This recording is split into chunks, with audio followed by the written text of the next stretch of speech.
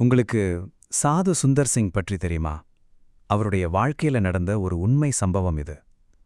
ஒரு சிறிய முடிவு.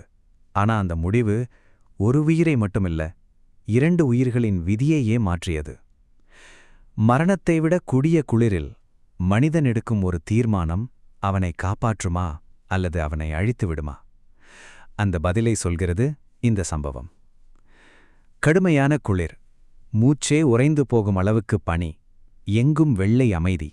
ஆனால் அந்த அமைதிக்குள் மரண அச்சம். அந்த நேரத்தில் சாது சுந்தர் சிங் ஹிமாலய மலைப்பாதையில் நடந்து கொண்டிருந்தார். அவருடன் இன்னொரு மனிதரும் இருந்தார். இருவரும் உயிர் பிழைக்க போராடிக் கொண்டிருந்தார்கள். அப்போது பாதையின் ஓரத்தில் ஒரு மனிதன் விழுந்து கிடந்தான். அவன் உடல் முழுக்க பனியில் மூழ்கி சுவாசம் மெதுவாக உயிர் போகும் அந்த நொடியிலிருந்தான். அவருடன் இருந்த நண்பர் உடனே சொன்னார், நம்மாலேயே உயிர் காப்பாத்திக்க முடியல, இவனை எடுத்து போனா நாமே இறந்து போயிடுவோம், இவனை விட்டுடலாம்.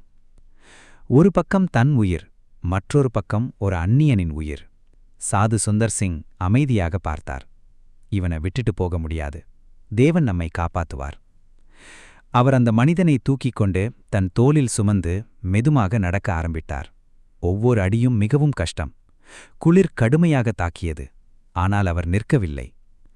அவர் அந்த மனிதனை சுமந்ததால் அவருடைய உடல் சூடாக ஆரம்பித்தது.